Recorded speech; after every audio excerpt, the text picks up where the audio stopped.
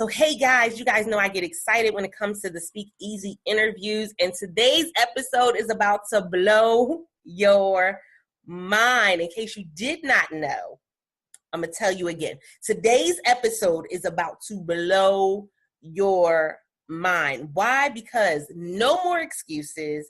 No more putting the book on the back burner. No more saying I don't have the time. I don't have the creativity. I don't have the ideas. What can I write about?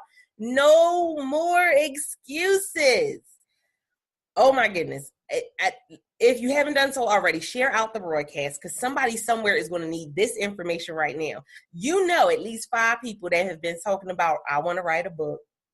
I need to write a book. You know, that would go good in a book.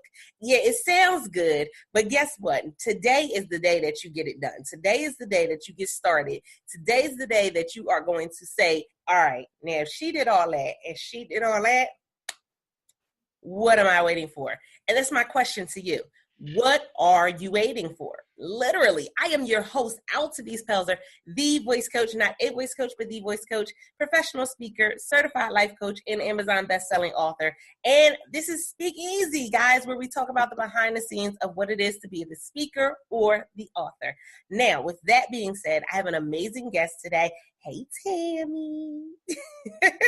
And so I am going to have Tammie come on and introduce herself to you guys. And then we're going to dig right into this information today because, listen, we're going to serve y'all today. That's what we're going to do. We're going to serve y'all today because y'all going to get these books done. So, Tammie, tell them a little bit about yourself.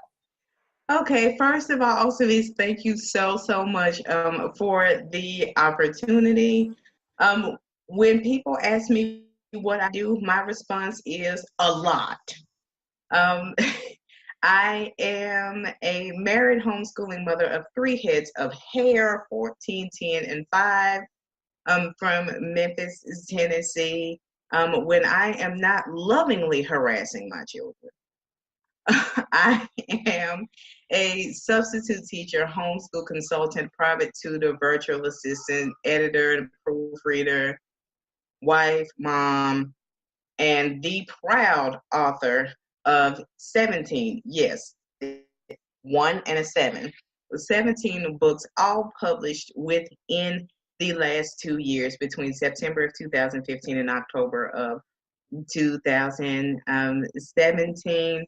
I do workshops based on all 17 books. As a matter of fact, one of them right now is a boot camp. A 30-day boot camp going on right now. Let me see. Basically, my goal and my joy is to help women to eliminate the excuses of money, time, family demands, job demands, misunderstood talents, underdeveloped talents, and complacency in order to excel in life and business. So I am absolutely ecstatic to do this interview with you today, and ask me what you will. I'm ready to go. We're about to go all the way in, guys. So listen, you know, I always get the questions. Okay, you've written this amount of books. You've published this book. How did you get it done? And my response at this point is kind of interesting. When I first decided that I wanted to write the book, I went and I asked all these different people, how did you do it? Where did you go? What got done? What publishing company did you use? And I got a response from an author that kind of like, it stung a little bit. I'm lying. It stung a lot. And the response was, I went to work, I saved the money, I published the book on my own, I got it done. And I was just like, well, you have to be so curt with it. Dang. I was stunned, guys. It's a reality. Y'all know I'm transparent. Let's be real. But now that I'm on the other side of being the author that has got it done, I see where that response came from. And so what is your response when you have people come to you? Now, in the beginning, when I first did my book, it was, oh, you can get it done, start little bit by little bit. But now that 8 books later, it's like, get it done. And for you, 17 books later, it's like what? What are you waiting on? Because what I told the ladies in my boot camp was this: your story can save somebody's life, ministry, business, or their family. So while you talking about, I don't have time to write, you know what? I'm gonna sum that up real quick. I had a woman. She was much old enough to be my mom, like literally. She looked at me and she was holding one of my books, and she says, "Girl," she's like, "I want to write a book so bad." She said, "But I don't have time, and it costs so much to publish a book, and I have my son, and he's autistic, and writing is kind of a hobby, and I don't know what I would write about, and I've been a teacher since I got out of college, so, they pay me well, the kids are great, I love the school, I'm good where I am, but really, I want to write a book, but I just can't see it happening." I looked at this lady. I said, "Sweetheart, I'm from the South. If you start a sentence off with sweetie, sweetheart, honey, darling, or pumpkin, it's not going to go well." I said, "You don't have an excuse." And she says, "Well, you don't know me, so what would make you say that?" And I said, "I substitute teach 5 days a week. I tutor 6 days a week. I run a homeschool parent co-op 2 days a week. I'm a married homeschooling mother of 3 girls, 2 of whom are borderline autistic. My husband is a night manager for FedEx. I manage 2 businesses of my own and co-manage the businesses of my little brother, who was speaking at the event that I was at this time, and my best friend. I wrote 2 books within 3 months of each other and didn't pay a dime to publish either one. You want to run that by me one more time?" And you're older than me. I was 33 years old at the time, and the woman talking to me was 53. So my thing is this: if I can sit here today at 36 years old with 10 single books and a 17 books and a 7-book series under my belt, I tell people all the time, there's not an excuse you can give me. You can't even come to me with chronic illness because I've survived 4 cancer scares. There's nothing you can tell me. Out of the 17 books, as I was sharing with Alta Beats before we got started, out of the 17 books that I've done, only 4 covers were professionally designed by graphic artists. The rest of them I did myself. I self-published all 17. Then somebody challenged me to start doing workshops. Had 30 churches and organizations slam the door in my face.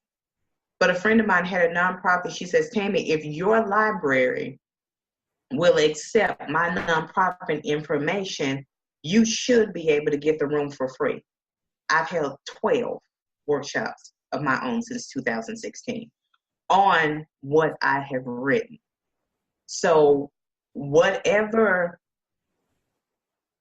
excuse you got, you are preaching to the choir and the deacons and the ushers and everybody else, because someone somewhere sometimes somehow needs that something that is in you. And there's you can't say it enough. You can't say it enough. I used to tell people when I would go live on Periscope, I would say that literally what you have to offer is a blood donation, and there's somebody waiting for a blood transfusion. Are you going to let them live or die? Right. Right, because the thing is, you can get mad at what we're telling you all you want to. But at the end of the day, if it makes you get up off your butt and put what's in you out there, my job is done. That's it. My job is done. And you can't say, well, I wrote it, but now I don't know what to do with it. Because one other thing that you have to understand as an author is that you have to get past, I wrote a book. Yay, me. What you have in your hand that is now tear stained because you did it, and all of your inner 5-year-old is like, ah! You got to have a long-term plan. Got to. I can talk about this stuff all day. Look, that's why I said, oh, this is going to be good. This is I talk about going this to stuff be all day. good. So this is the thing also, and you made some great statements with talking about literally the process, the journey. And I think that a lot of people in the beginning, they want to perfect the journey. They want to make the process pretty. And so that's why they're like, I have to pay $300 to have somebody do my cover. I have to pay $900 for a website. I gotta pay, and you're like sitting there going, wait, what? Could you just get it on paper first? Tammie got her hand up. Yes, dear. When people ask me about my process, this is what I tell them. Instead of hiring an editor and paying that money, I have a team of preview readers, 4 of my friends in 4 different states. When I write anything, I go into my Facebook group chat. Hey, ladies, new project is out. Check your email. They read, they highlight, they give me their recommendations, they send the documents back to me. Once I have all 4, I print it all out. Okay, she said that this made her feel this, and she said it, but then they said the same thing about this right here, so let me pay attention to this for a hot second. And then, wham, bam, thank you, ma'am, when the book is done, they get it first. The cost that it cost me to print the book, which is usually between $2.15 and $5.07. So I've spent less than a tenth almost of what I would have paid with a traditional editor, just asking 4 of my friends to help me. The 4 book covers that I have that were professionally done, I did not pay for either one. I bartered. The designer read something that I wrote. She said, I like your writing style. I hate writing emails and social media posts. So if you will do work for me, you would never have to worry about another book cover. And she has kept her word over the last 2 years. She designed 3 of the 4. The 4th one I paid $15 for. And that was because I had referred that girl 3 solid clients, and she only charged me $15 for my job. And you just said something powerful. It's the power of networking and knowing your community. Yeah. Website, yes, I do have one. I had my website recently revamped by the young lady who charged me the $15 for the book cover. I got that for 10% of what she normally charged, simply because people kept coming. And even with publishing, I don't like to deal with, and I have not dealt with, self-publishing entities that require you to order a certain amount of books. I hate that, and I'm going to tell you why. When you are starting out as an author, you do not need 50 copies of your book around you, because just having 50 copies around you will take you 6 months to sell. I made that mistake. I did a book order for 55 books. It took me 6 months to get to unload that. 6 months. I had to take them to every event that I went to. If I went out of town somewhere, I'm walking around the hotel trying to sell my book. So the fact that I use CreateSpace, shameless plug. But what I like about them is, if I want one, I can get it. Like, if I want it sent directly to you, I can do that without having to call somebody and tell them to do it. Mm-hmm. So, but we are so wrapped up in the usual suspects, the way that things are usually done, that we're like, I have a different idea, but if I want that credibility, if I want to get that notice, if I want my project to thrive, I've got to streamline it. I've got to have tunnel vision. I've got to do the status quo. No, you don't.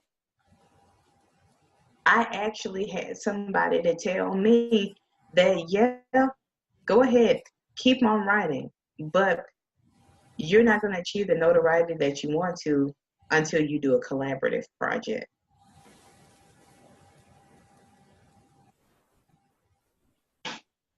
And I'm like, I don't believe that.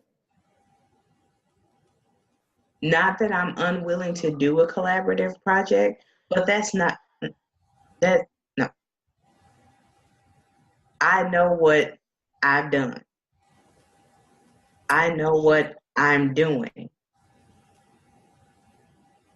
That's taking that moment and saying, I'm not impressed by the highlight reel of somebody else.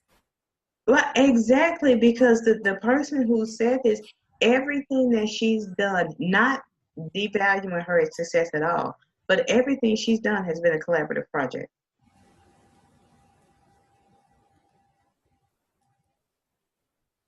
Exactly. And you guys that have been following the podcast for any length of time, you know that I've had my mixed feelings about collaboration. Collaborative projects.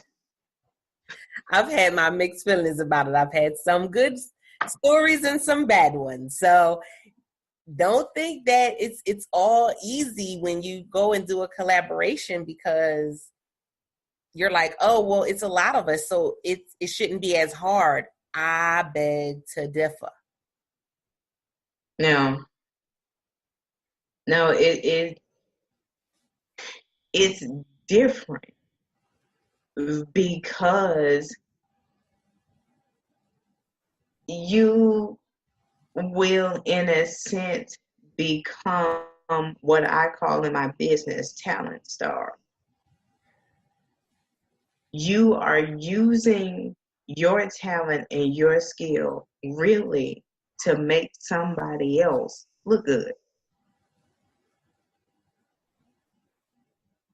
And you're not really reaping those heartfelt benefits of having something out there.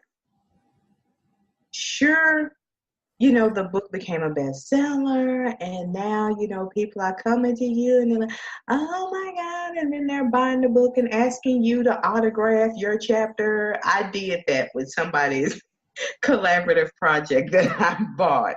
All of the authors were at the book release, so I literally walked around and had everybody to sign their chapter.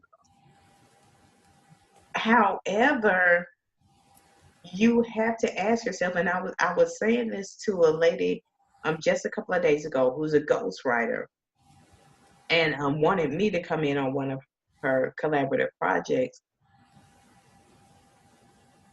Do a solo project. It's not going to kill you. It's not going to, take anything. It's not going to take anything away from you. But them 8 to 10 pages don't tell your story.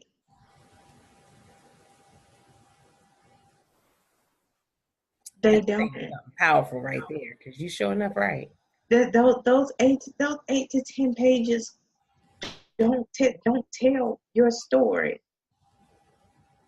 That's the reason why I call my author's intensive from your heart to paper, because that's what it is.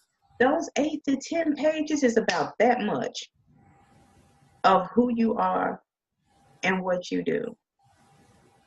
That's it. That is so true. And again, the process is going to be different for everybody. It is. I tell people all the time, the process is going to be different. Somebody asked me, well, why do you only work with women that have been through abuse? I said, because I know their process. And oftentimes what happens is that someone who doesn't know their process is not going to be able to get them to make, to produce results. Somebody who's not been through their process or knows what it is to be through their process, they're not going to produce results with that person. Because the elements. Right. And then not only that, women who have survived abuse many times feel like they can't tell their story. So when somebody comes along who says, somebody needs to know that you can make it out, that you can make it through, and that it doesn't have to kill you. They have to get that out there. But there is a fear because they're like, well, what are people going to think about me? What are people going to think about him? What are people going to think about her? Well, he's doing better now, or she's doing better now, so I don't want to bring the skeletons out of the closet. But you won't be able to heal until you get all of that out of you. Come on. And put it on paper. Come on. And I tell them all the time, I said, there was 2 women in my group. They're in my accountability group. And I challenged them and I said, we're going to write a book this weekend. And they looked at me like, we going to do what? We're now what? Huh now? Who? Come on, say what now? You said we going what? We going to drive to Marcus Hook this weekend. Is that what you said? Because I know you didn't say we was writing a book. And I said, no, we're going to do it this weekend. And the one woman, she wrote 3. She took the one book and she made the initial book, she made affirmations, and she made a workbook. And she sat back and she said, Coach, I've been struggling for years to get stuff out on paper. What was different this time? I said, because someone who has been through what you've been through, someone who has seen it from being the one that has been crying, not just the one watching somebody crying. And if I can do it, you can do it. If I can put my tears on paper and snotting and everything else and looking at it and going, I don't want to tell nobody that part. If I can do it, you can do it. And then the other person is actually my aunt. And she had been watching my journey and saying, you know what? She said to me one day, she said, I want to write a book. I said, great. This is the process. She said, hey, wait a minute. Too much too soon. But then when I gave her this challenge, she said, all right, I'm going to do it. And it was knowing that somebody believed in you enough to know that your story can mean something for somebody else.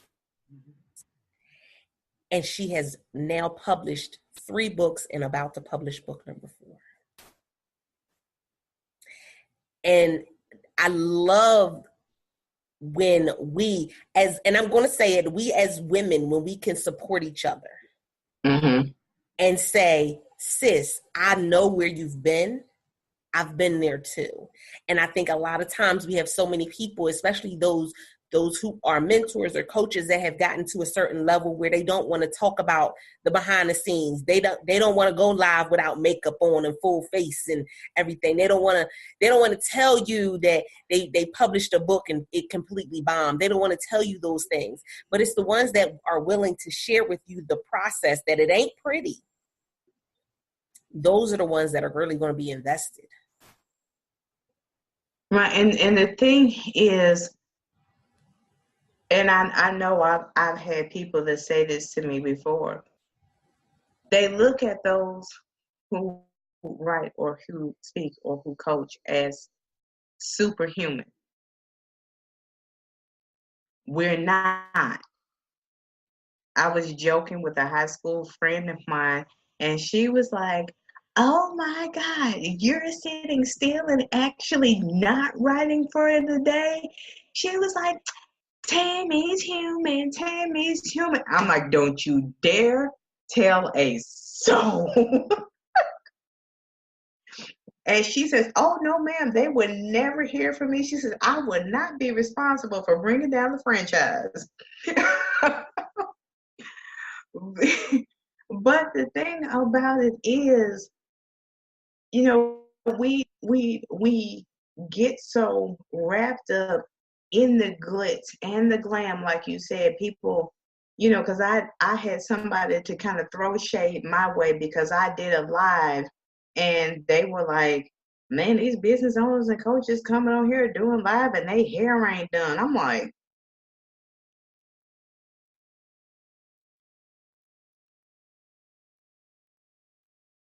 forget the words that are, you know, forget the words. But the thing about it is, you know, I watched the girls live before I came on here today. Her hair still wrapped up. She still got her hair wrapped up in her scarf, and she was just like, she threw some earrings on. And she threw some earrings on, and she did her live. But the thing about it is this: they have to know that you are human. They have to be able to laugh with you, to cry with you, to joke with you. All my people that think I'm a freaking nut job, and it's okay. It's a gift. Everybody ain't got it. And like I tell them, any more like me and I lose the franchise. But what you have to understand is, yes, everybody's process is different. I use my night. 8:30 p.m. Central Time is the calmest time in my house. My husband's at work. My kids are in the bed. The house is quiet. Nobody's going to mommy, mommy, mommy, mommy, mommy. And so I will put something on the TV. I may have some music playing, and it's me, laptop, and which one of the 8 books that I'm trying to write am I going to work on today? So when people ask me about time, I tell them, 1, learn how to use your nights. And 2, learn how to recognize and take advantage of downtime. And they'll say, Tammie, I don't have any. What are you doing while you under the hair dryer, stuck in traffic, waiting on the kids to come out of school, waiting on the kids to come out of practice, get your oil changed, when you stuck in traffic, when you on hold on the phone, when you in the line at Walmart and it's 2 football fields long because they got one register open at 6 o'clock in the afternoon. So learn to recognize and utilize your downtime.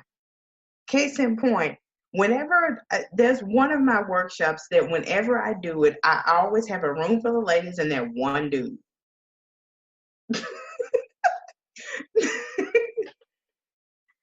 But that one dude, he emailed me after my last workshop and he said, I remember what you said about balancing the time. And I was doing a workshop in collaboration with somebody else, and she called me and she says, Tammie, he is raving about you. And I'm like, why is that? And she says, well, he was at the baseball game, and in between the time that the teams changed the field, he decided to check his email. Someone had an inquiry. He was a car salesman. Inquiry. He sets up the appointment, everything, all that. Goes to work the next day, sells 2 cars. From the 3 minutes that he took sitting at that baseball game to check his email.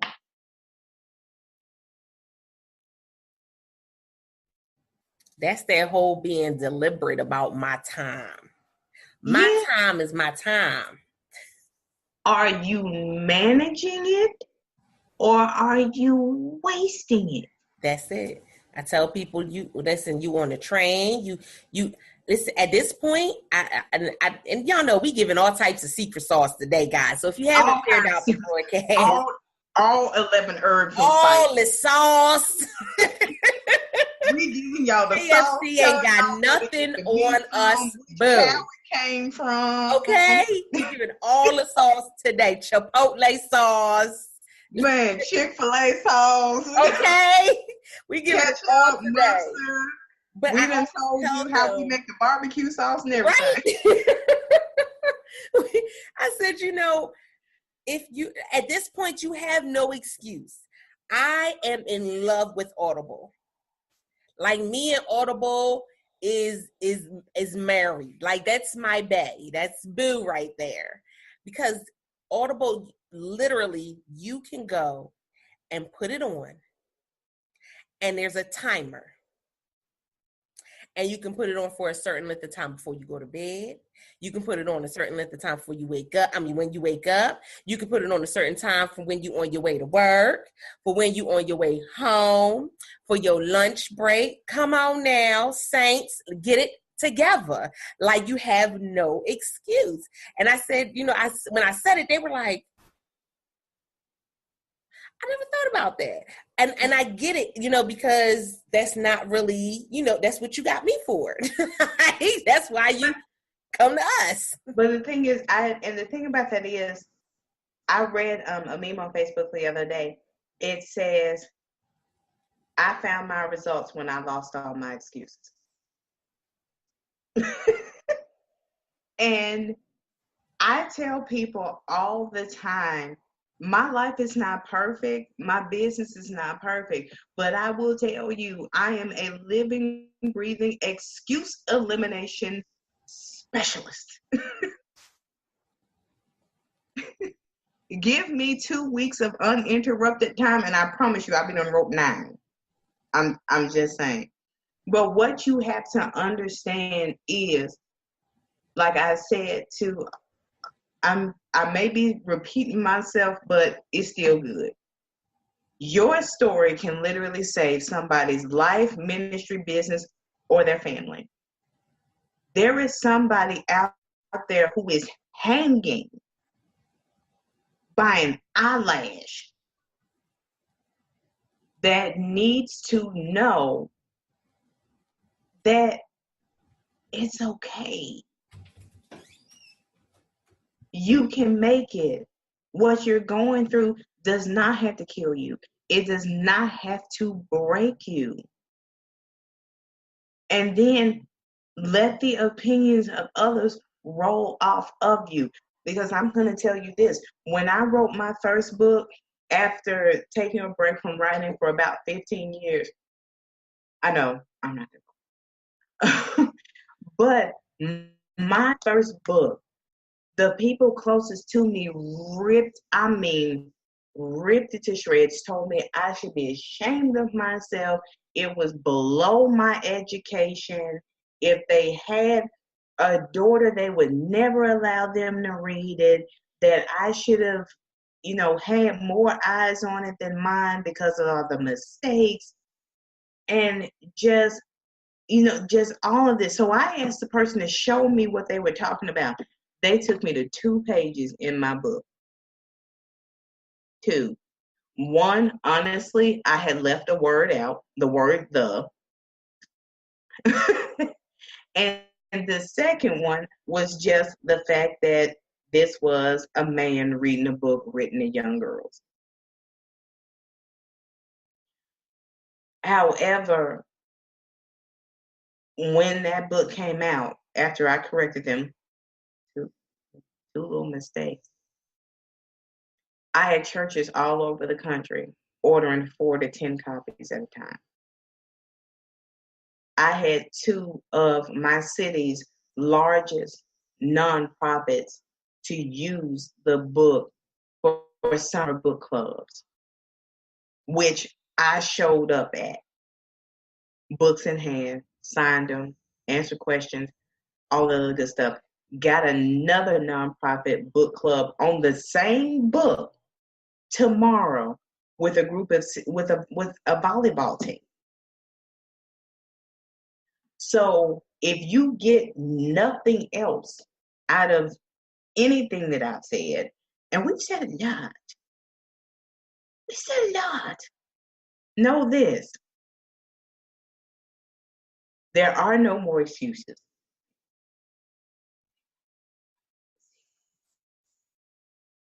Zero excuses.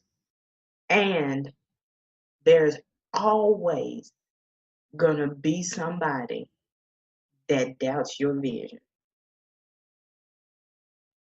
There's always gonna be somebody that quote unquote is playing devil's advocate. No, they jealous, they hating, and you stepped on their toes.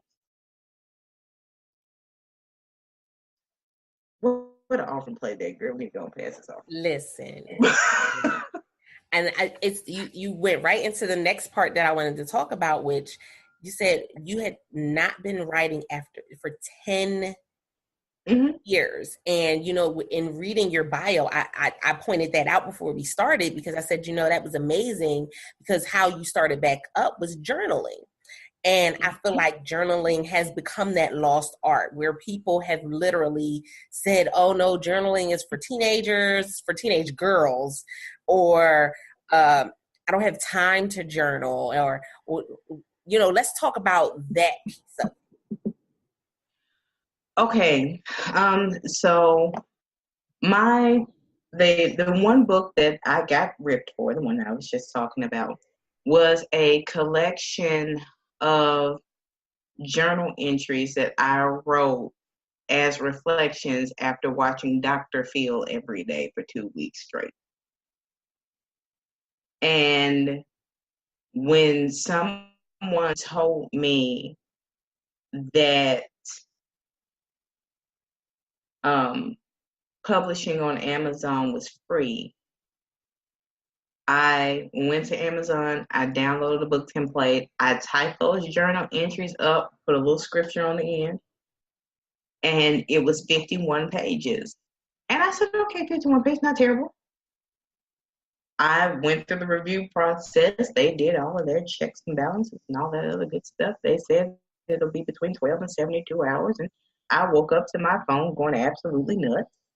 And it was because my book had gone live 11 hours after I hit button. So after that, I could not stop writing. And I told Artavis before we started, the next book that I wrote, I started writing that morning after I got that email. I started writing the next one. And then I got people started asking me, well, you know what? You wrote this for women's, but men need to hear it too. So I flipped it. You wrote this for teen girls, but adult women need to hear this. So I flipped it. You wrote this to daughters, but what about sons? Even though I don't have any, I have brothers and a husband. So I'm going to be I'm going to be working on that. But anything can spur you to write. Content can come from anywhere.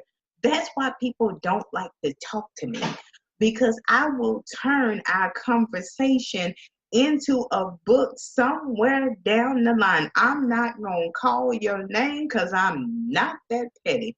However,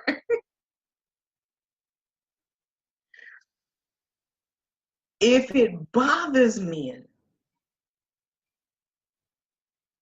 I have to put my heart on paper. That's my story. I stick into it, child. I'm gonna go to my seat. It's funny because I'm sitting here, I'm like, so I'm not alone. I'm not the only one that sits, and when I talk to people, I'm like, that's a business. That's a story. That's a speech. That's called being the franchise. And people be like, where did you get that from? I just repeated back to you what you said. And they're like, and that's what I tell people. It goes past just writing a book. I will read people's books and be like, sweetheart, you got a workbook in here. You want to speak. You got a PowerPoint in here. You got an online class in here. But like, you got this stuff in this book, but have you ever thought about pull that out of there? And one woman challenged me. She said, if you can get that out of what you see, I love to see it. I said, okay. challenge accepted. Challenge accepted. I did a workbook for her. I did a PowerPoint for her. And then I did talking points. Mm-hmm. And so that's what I encourage people to do. The last lady that I helped, she said her book was a collection of Sunday school lessons that she did in her Sunday school class.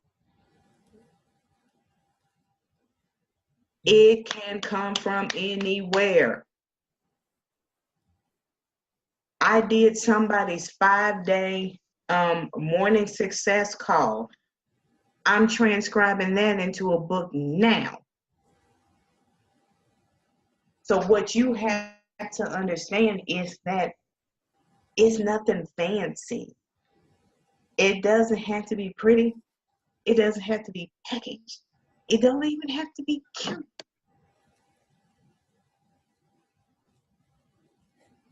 It is in there.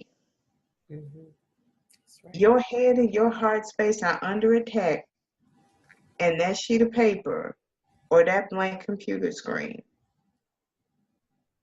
is your army. Mm-hmm. You said a mouthful right there. Ooh-wee.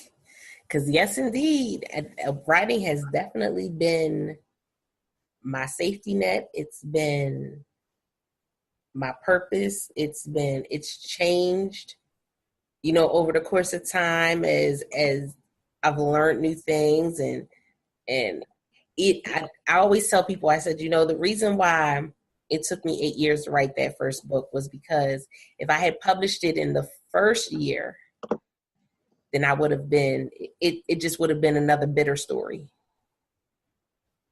But after those 8 years, it was a better story. And so I was thankful for that process of what I had been through. But man, oh man, that process. And so I always ask every author or speaker that comes on, I say, what has been a blunder that you have gone through in this journey? Something that it can be with publishing the book, writing the book. What has been a blunder that you was like, I could have done without doing that one?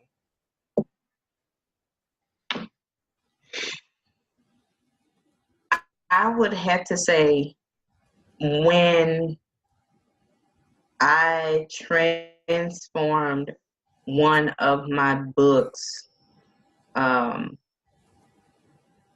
basically took the whole message out of it just to get in the door with somebody. 97%, really 99.25% of what I write is faith-based. And I had a company that I was really interested in getting my workshop into to do some training. They loved the concept of my book, but when they saw Proverbs 31, they said, whoa. So in order to get in the door with them, I looked through that book and I pulled up the manuscript. I took out every ounce of faith. I took out every ounce of family, made it business only. I did not list it on Amazon. It's not even on my website. I made it special just for companies, and I never heard from them. That opportunity never came. When I checked in to see if they had reviewed the new, manuscript, new outline, yeah, we're not bringing outside people in anymore. So that opportunity was gone. All because I chopped my mission and my message up that bad. That book had 21 chapters, and I think I chopped it down to,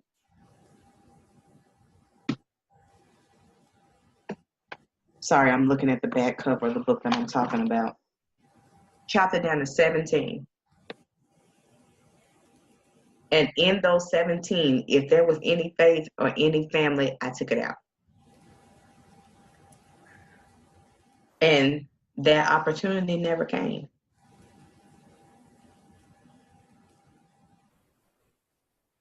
Wow. And this is one of the reasons why I love doing the Speak Easy podcast, is because these are the stories that people don't talk about. These are the processes that people don't talk about, that everybody thinks, oh, well, when I write the book, everybody's just going to buy it and they're going to want to bring me in and they're going to want to, because what happens with, you weren't compensated for the time that it took for you to take all that out. You weren't compensated. Get nothing. Got zero. And the person that recommended me, when I told her that I did it, she got mad. So, the only copy of that book that I ever printed was the printed proof. I haven't even sold it. I don't even count it in my 17. But if I'm at an event where I'm selling the book and somebody's hesitant to buy it because of the faith and the family, I will tell them, hey, I have a special order business only version if it's going to irk you that much. Why? Because I'm going to still make money regardless. Right. Right. Just saying. So you have to be careful with, like you said, those blunders, those alterings that you're looking back and you like, dang, Mm-hmm. I let you talk me into doing what? Exactly. And the one of my books that I wrote that I flipped for a man, I struggled with that. And even in the introduction of the book, I say I may very well revamp this for men. But when I tell you I battled with that thing, I battled. But I'm going to tell you what happened. From November to January of 2016, 2017, I had 4 men at 3 different events at 3 different times. They bought the book for their wife, their daughter, girlfriend. They would sit down, read the first chapter. You forgot about the men. Men need to hear this too. Don't be scared to flip your book. And I'm like, I said, I think about it. Oh, and you just said that's another point right there too, because are you listening to the readers? Right. And then I'm gonna tell you what finally got me over the hump. My uncle, who is a pastor in Alabama, he called me. He said, niece, I read your book. I got one problem. I said, no, it came out 2 weeks ago. Check your mail. He didn't even, the words were unnecessary. Because I knew what my uncle was calling to tell me. I knew what my uncle's problem was. He was going to tell me, niece, I got some men, sweetheart, that need to hear this. Oh, I ain't worried about it. So he goes, he checks his mail. It's there. I love the cover. Thank you. So you and a lot of people get on me because, and they'll get on you too if you don't, as my grandfather used to say, test the water. But what I also had to think about was, in considering that revamp, how many women were telling me they couldn't read the book for their husbands. And mad because they left their bookmark on chapter 2 and it's on chapter 6 when they pick it back up.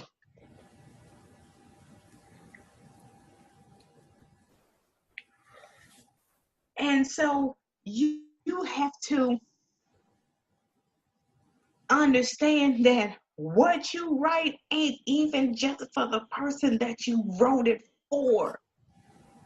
It's somebody else out there who needs it. And if they get mad because you get like me and you put something out every 3 to 6 months, tell them to Google what good authors do, and it will tell you that the most successful authors publish books every 3 to 6 months. Mm-hmm. Yes, indeed. It will tell you that. When I read that article, I said, okay, cool. I'm not crazy today. And then I met a woman at a writers conference held here in my city last year. She published 20 books in 5 years. I said, y'all can't tell me nothing. That's it. There it is. You can. And the thing is, whether it's a blog series, whether it's a series of social media posts, whether it's a podcast, Come through. No matter what it is, if you transcribe it and print it, things will happen for you, especially if you had a lot of response to that blog or that social media post. If you got a lot of engagement and then you turn around and tell them folks that you done put it on the Kindle for $4.99,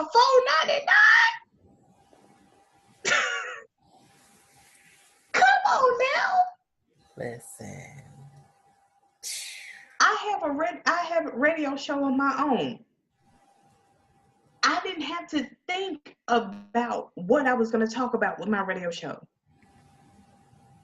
I picked up a book of mine, and each episode is a book chapter.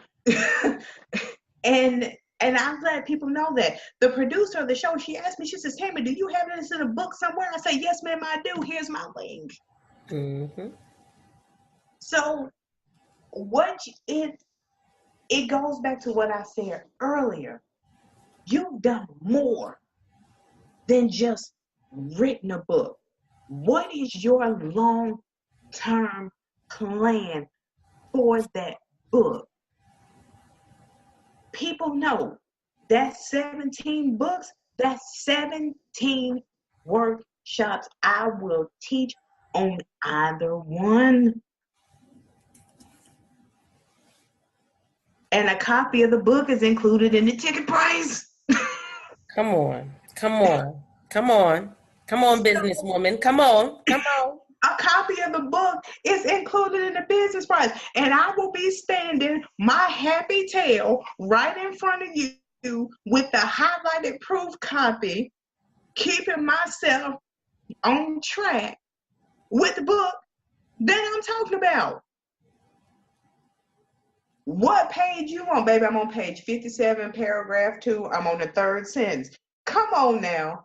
You have to graduate past I wrote a book, because somebody's going to ask you what your next step is. I asked a woman this morning. I bought her book. She wants me to come and speak at a future event. So I bought her book just to kind of get my mindset around, how she does things. And I said, have you thought about doing an online challenge with my book? And she said, Tammie, that's where my book came from. She said, I did a 31-day challenge, had over 5,000 women in my challenge group. And she said, and I'm just now able to sit down and put my outline into book, because she just had a baby too. So she said, I'm just now able to sit down and to put that challenge into a book. It came out like day before yesterday, I think. But there's a workshop in your book. There's a workbook in your book. There is a seminar series in your book. There is a podcast in your book. There is a curriculum in your book. Right now, I just did a workbook, PowerPoint, and built out an online course for somebody who was using their book, as a 12-week coaching program. I told her, baby, you can go past that. And the person that's packaging up her stuff and helping her with marketing and branding, they called me personally. You want to make some more money, let me know. Because the thing about it is, when I write, I don't want you to just walk away. I want you to feast on it, process it. Yeah, that's like you inviting somebody to your house and they walk away hungry. No, boo. Right. I need you to fix a plate. Come on. Let that aftertaste, that aftertaste get in there. But I'm only gonna give you enough to where you know how you eat, but you got that little dessert hole. Oh yes, come through brownies and ice cream. Yes. Yes. I'm gonna feed you until all that's left is that little dessert hole, because I want you to buy the next thing that I write. I'm gonna leave that little hole in there. But it doesn't matter what it is. Writing is, was, and always will be therapeutic. And I am notorious for telling women who are struggling to make money,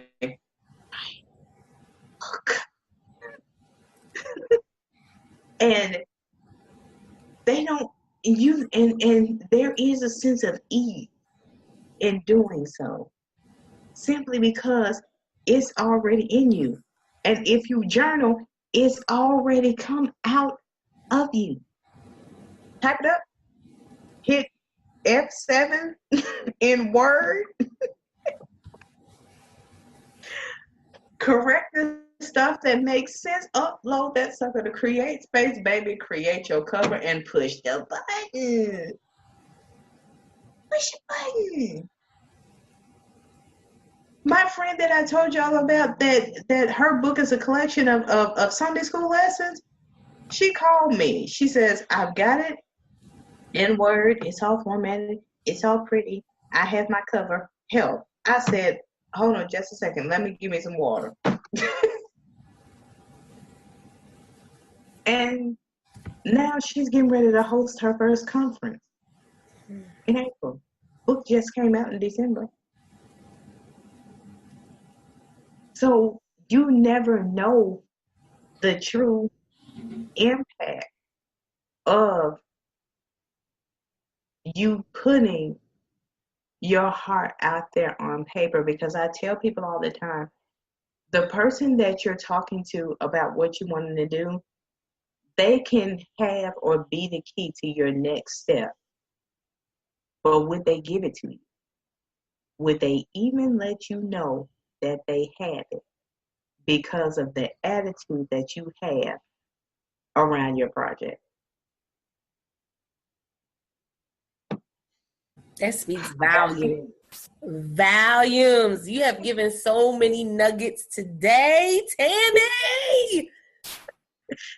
You can call me anytime. Look, I'm like over here like, I'll keep looking at the time because I'm like, look, we'll be on here for like 3 hours. And she be looked up and said, hold up. Now, wasn't this supposed to be for like 30, 45 minutes? How do we do this? You know what? I just had to message somebody and say, sweetheart, I am so sorry. I'm over here going in about writing books. I will call you as soon as I'm done. Like, just give me 1 minute. 1 minute. But the thing about it is, I love talking about what I do. Exactly. You can see when somebody's passionate about something because it comes out and you just like sitting there like this. Right. So I'm telling you, if you need me for a challenge, a masterclass, podcast, accountability, let me know. We gonna get some folks' lives today. I'm like, oh my goodness, y'all just. Man, I'm telling y'all now, she's not gonna be able to do nothing else today. Like, throw the whole laptop away. Just throw the whole laptop away. Oh my goodness, it's amazing. And when I think about that transformation from me just wanting to write the book to me being the account, me being the coach, and me, doing the live events, and me speaking and emceeing and doing the podcast. And I look at all of these different things and people are like, how do you do it all? How did you? And I go, listen, it's grace. Listen. Grace. Exactly. That's the only way. And cookies. Oh, yes. Brownies and ice cream come through. Yes. Grace and cookies.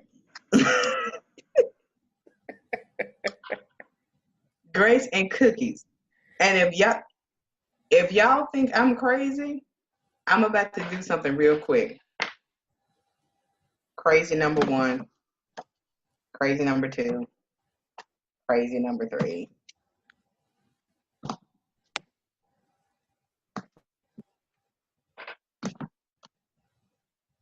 Flash. I'm crazy. If you had any doubt, any doubt in your mind at all. And that's what it's all about. I can't. The thing is, as a friend of mine said in a live she did, she said, the world needs your start. That's right. The world needs your start. So the gifts, skills, talents, knacks, affinities, nuances, whatsoever you want to call it, the world needs it. It's not about folk being proud of you. Celebrate yourself. Amen. It's not about who don't like it, who don't want you to write it, who gonna be in their feelings, who gonna stay in their feelings, who gonna be jealous, messy, and petty. No. Don't give your dream to the graveyard. Don't make it any richer than it already is. Les Brown said that the graveyard is the richest place in the world because that's where you're going to find the books that were never written, songs that were never sung. So, and the thing is, if you can't physically write, I guarantee you got a sound or a voice recorder on your phone. Push a button, say what you want to say, push the button again, and then when you get home, push the button and write it down. Content is anywhere and everywhere. And if you're dealing with somebody that you don't like, put them in a fiction story and make them die a slow, horrible, and painful death. Yes, I just said that Bible. I told y'all.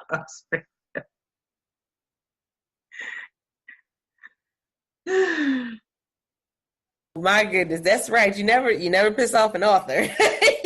No. Piss off an author. Don't do that. Because I promise you, it doesn't matter what genre they write in, they will write fiction just for you. Exactly. Just for you. It might be the only one that they ever do. But they are going to do it. It's going to be a special edition. Special limited collector's edition. And they will make millions. It has been such a pleasure having you on, Tammie. Yes. I appreciate you. Oh my goodness. Love the conversation that we had today, guys.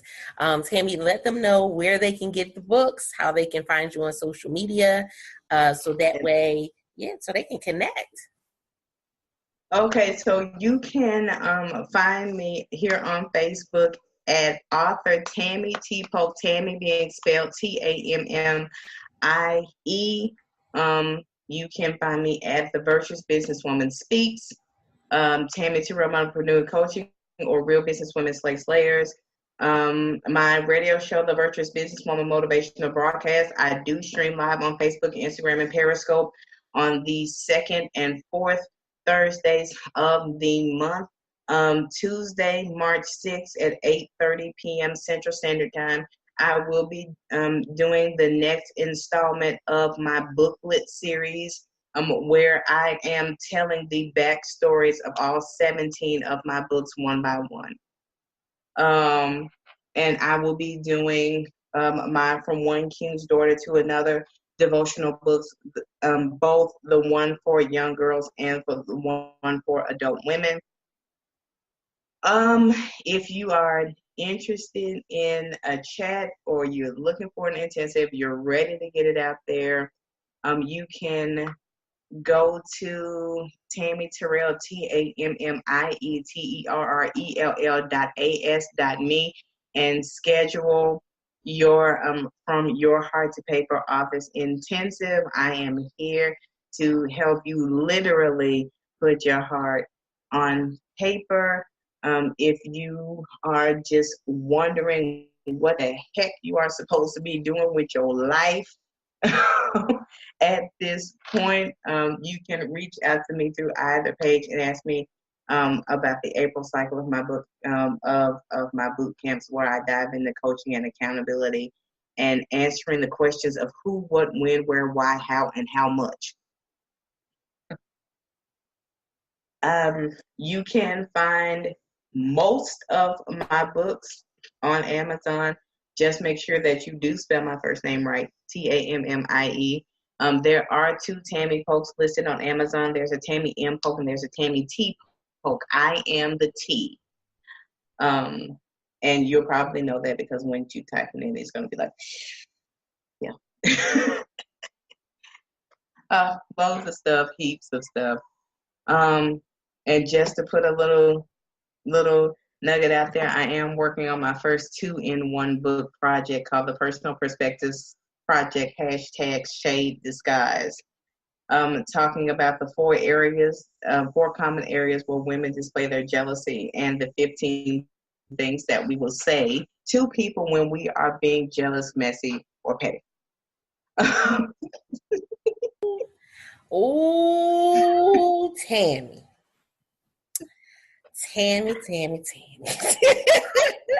You asked. Ooh, that one right there is gonna be a bestseller right there. That's gonna be a bestseller. Yeah. People already don't like me when they read my stuff. They're gonna be like, wait, so is that what she really meant? Tell me how you really feel. Tell me how you really feel, though. Like, I have no clue. Run that by me one more time. Give it to me one more again. Right. So I'm talking about being a jealous spouse, being a jealous parent, being a jealous coworker, and being a jealous friend. My.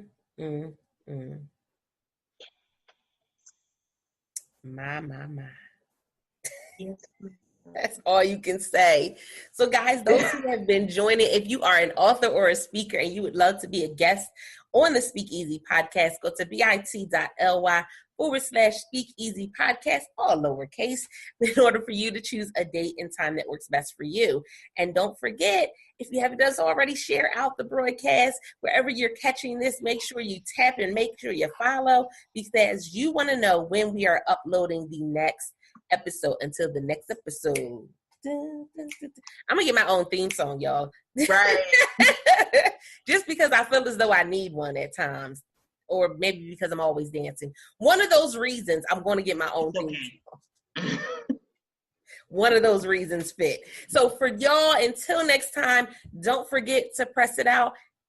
See ya, guys.